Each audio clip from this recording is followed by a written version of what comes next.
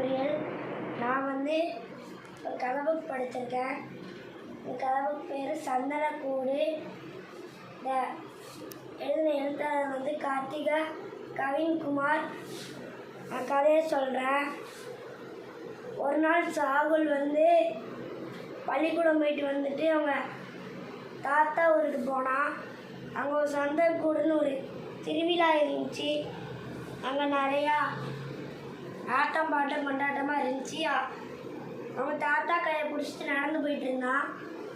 அப்புறம் அவங்க தாத்தா அந்த சந்தனக்கூடை பாரு எவ்வளோ ஜொலிக்குது, வைரலாக இருக்குன்னு சொன்னார். அப்புறம் அவன் தாத்தாட்ட பேசிகிட்டே நடந்து போயிட்டே இருந்தான். அப்புறம் அவன் போய் ராட்டினத்தில் உட்கார போனான். அப்போ அவன் ராட்டினத்தில் உட்கார போன தாத்தா கேட்கும்போது ஆனால் நிறைய படங்கள் வெடித்ததான். அவன் பார்த்து எல்லாம் ரசிச்சானான். அப்புறம் அந்த குதிரையை பார்த்துட்டு அந்த கூடெல்லாம் பார்த்தானா. அப்புறம் அவங்க தாத்தாட்ட கேட்டு இந்த ராட்டினத்தில் போனானா. அங்கே ஒரு பையன் இருந்தானா, அவன் பேர் சரண். அவன் 2 பேர் பேசிகிட்டே இருந்தாங்கண்ணா. சரண் கேட்டானா அவன் பேர் என்ன, அவன் பேர் சாகுல்னு சொன்னானா.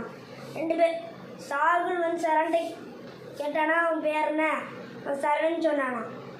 அப்புறம் 2 பேர் ஃப்ரெண்ட்ஸ் ஆகிட்டாங்கண்ணா. ராட்டினம் சுற்றிட்டு இருக்கும்போது ஒரு பையில சரண் சாகுலுக்கு ஒரு பம்பரத்தை கையில் கொடுத்தானா.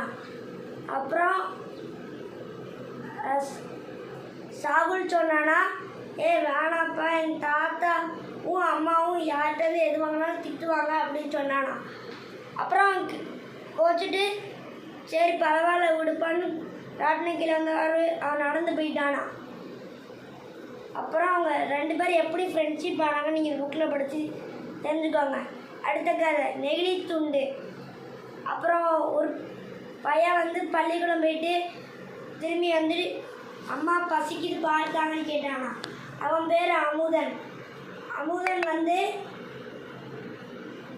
எல்லாம் படிக்கிற பையனா. அப்போ நாங்கள் டீச்சர் சொல்லி கொடுத்தாங்கன்னா, நெகிழி துண்டு பூமிக்கு ஆபத்து, சின்ன நெகிழி துண்டு ரொம்பவே ஆபத்து. அப்புறம் அவங்க ஒரு பையோட பாதி பையன் நெகிழி துண்டு வெட்டி கீழே போட்டிருந்தாங்கண்ணா. இப்போ சாகுல் எங்கள் அம்மாட்ட சொன்னானா, அம்மா இந்த நெகிழி துண்டு பூமிக்கு ஆபத்து அப்படி சொன்னானா. அப்புறம் குமரன் அமுதன் அவங்க அம்மாட்ட பேசிகிட்டே இருக்கும்போது அவங்க அம்மாவும் பால் கொடுத்தாங்கன்னா அவன் படிச்சுட்டு போய் ஹோம்ஒர்க் எழுத போயிட்டானா. அப்புறம் அவன் நல்லா அடுத்த நாள் அவங்க அம்மாட்ட சொன்னானா, அவங்க அம்மா அவங்க அப்பாட்ட 2 குப்பை எடுத்து வாங்க சொன்னாங்கண்ணா. மக்கும் குப்பை மக்காத குப்பை. அவனுக்கு ஒரு ஸ்டிக்கர் ஒட்டி போட்டானா. அவங்க அம்மா நெகிழி துண்டை கரெக்டாக அந்த குப்பையில் போட்டாங்கன்னா நீங்கள் இந்த புக்கை படித்து தெரிஞ்சுக்கோங்க. இந்த புக்கை படித்ததில் எனக்கு என்ன தோணுச்சுன்னா, எப்போவுமே நம்ம ஃப்ரெண்ட்ஷிப்பாக இருக்கணும். அப்புறம் அடுத்தவங்க பொருட்களையும் வாங்கக்கூடாது. அப்புறம் நெகிழி துண்டை நம்ம மக்கும் குப்பை மக்காத குப்பை எதில் குப்பையில் கரெக்டாக போடணும்.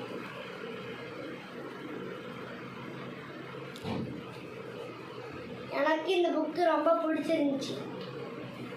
தேங்க்யூ.